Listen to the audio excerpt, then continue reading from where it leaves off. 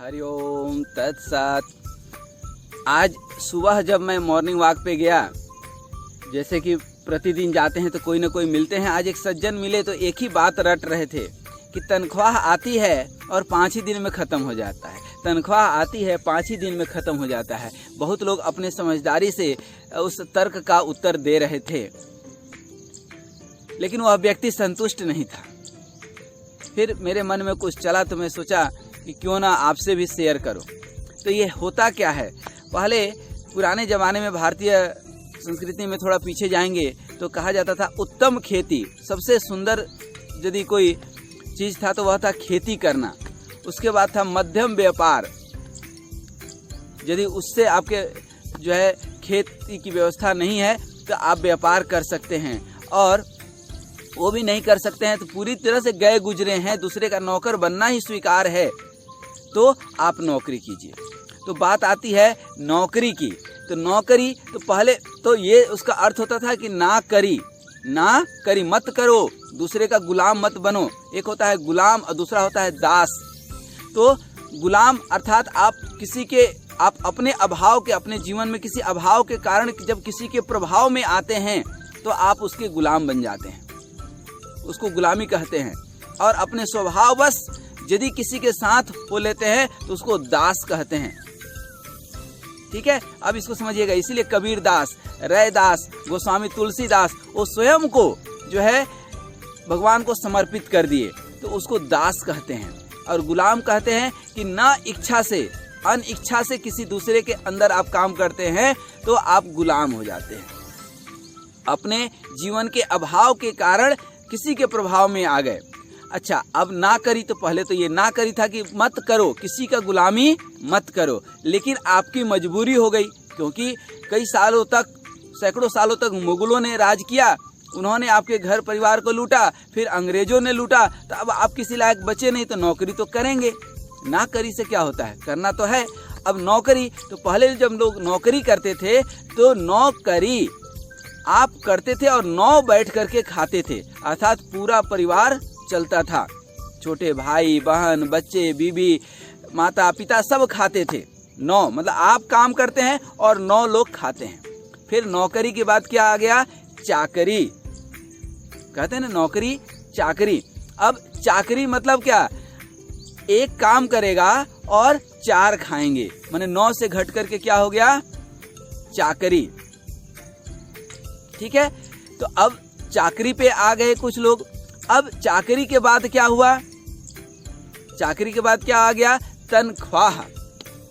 अब पहले चाकरी था तो लोग 1 कमाता था और 4 खाता था। अब जब आया तनख्वाह तो अपना तन खा ले, तनख्वाह, तन खा लिया वही बहुत है। इसीलिए तो आप बड़े बड़े शहरों में जाएं तो आप देखें कि मियाँ बीवी दोनों कमा रहे हैं और बच्चे नहीं पैदा करना चाहते हैं, क्योंकि उनको खिलाएगा कौन, उनके पास पैसे ही नहीं है। क्योंकि वो कमाते तो हैं, लाखों करोड़ों के पैकेज पे हैं, लेकिन उनका तन खा करके जी लेता है, यही बहुत है। इसीलिए उसको बोलते हैं तनख्वाह। क्या बोलते हैं उसको, तनख्वाह। उसके बाद अब कुछ और शब्द आए। क्या शब्द आए, सैलरी।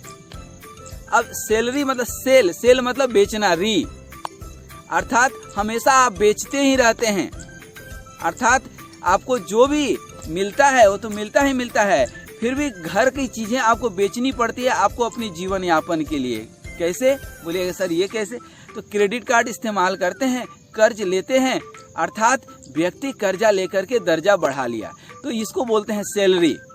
सैलरी वह चीज़ है जिसमें आप हमेशा आजीवन आप क्या करते हैं, कर्ज में डूबे हुए रहते हैं। तो कर्ज में डूबा हुआ आदमी क्या उठाता है, सैलरी। निश्चिंत होकर परिवार की जिम्मेदारियों से मुक्त होकर के जो व्यक्ति जो है अपना जीवन यापन कर लेता है किसी प्रकार से, वो तनख्वाह हो गया।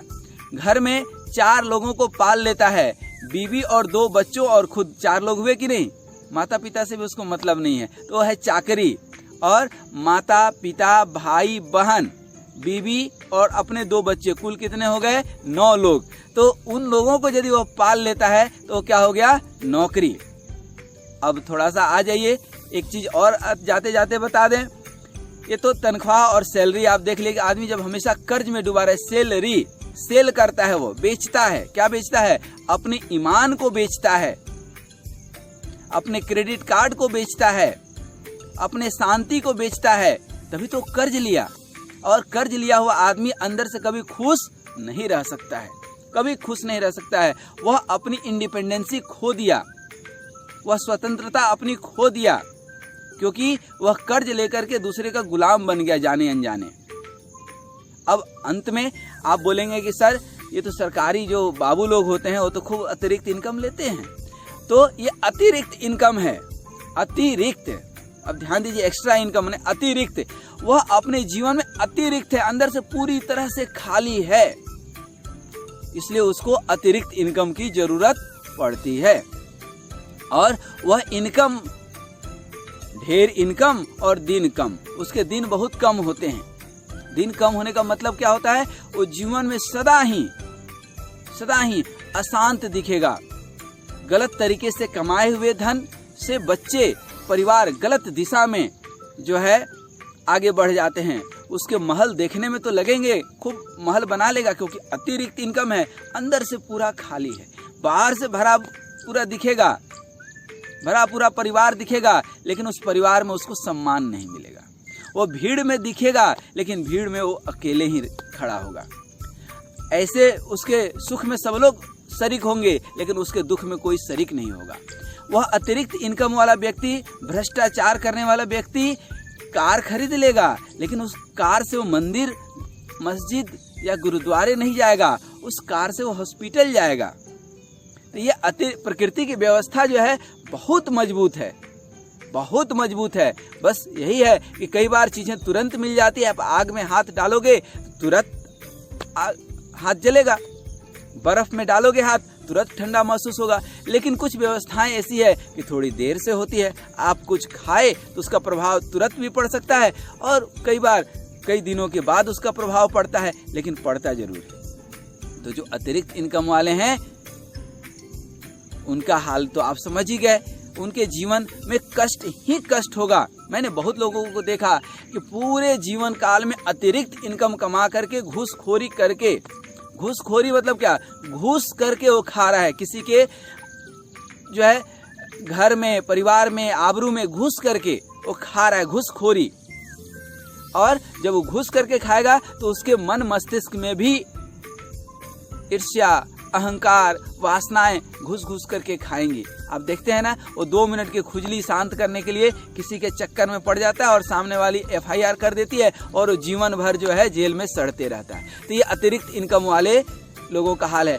आप जीवन में, ये 100% प्रमाणिक बात बता रहा हूँ, कोई भी अतिरिक्त इनकम वाला कभी खुश नहीं रहा अंदर से। कर्ज लिया हुआ आदमी अपने आप को कभी शांत महसूस नहीं किया।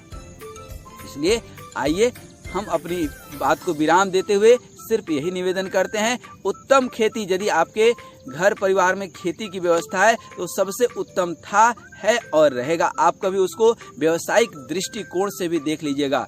गाय का इकोनॉमिक्स एक शब्द आता है, काऊ का इकोनॉमिक्स। गाय समृद्धि की प्रतीक है, क्योंकि हर घर में गाय होता है खेती करने वाले के, और गाय समृद्धि की प्रतीक होती है। गाय से आपके घर परिवार के लोगों का स्वभाव भी गाय जैसा हो जाएगा। आज शहर में क्या होता है, लोग कुत्ते पालते हैं, जैसे हम लोग गांव में गाय पालते थे। अब हम लोग का स्वभाव गाय जैसा हुआ, कुत्ते पालने वाले का स्वभाव। तो आप यदि खेती कर सकते हैं तो अति उत्तम, नहीं तो व्यापार कीजिए। व्यापार में व्यवहार को शामिल जरूर कीजिए, लूट खसोट, ईर्ष्या, अहंकार नहीं। व्यापार में व्यवहार को शामिल कीजिए, प्यार को शामिल कीजिए, फिर देखिए व्यापार कितना चकाचक चलता है। आप व्यापार में व्यवहार और प्यार को शामिल कर दिए तो सोमवार, मंगलवार, सारे वार को चलेगा और खूब चलेगा, चकाचक चलेगा। और व्यापार भी नहीं कर सकते हैं तो कम से कम नौकरी कीजिए। नौकरी करेंगे तो आप एक काम करेंगे, 9 लोग बैठकर खाएंगे। मतलब आपके माता पिता, भाई बहन, 4 तो यही हो गए, फिर आपकी पत्नी, 5 आपके 2 बच्चे, 6, 7 और आप 8, और एक किसी मेहमान के लिए, किसी अतिथि के लिए सेवा भाव के लिए, किसी को दान स्वरूप देने के लिए, किसी को खिलाने पिलाने के, तो 9 लोग जो हैं नौकरी से चल सकते हैं। तो आज यहीं तक। उम्मीद करते हैं कि इसमें थोड़ा सा आपको इंटरेस्ट आया होगा। ये सब हमारे ही शब्द बनाए हुए हैं, लेकिन मजा आया होगा। धन्यवाद, नमस्कार, हरि ओम तत्सत।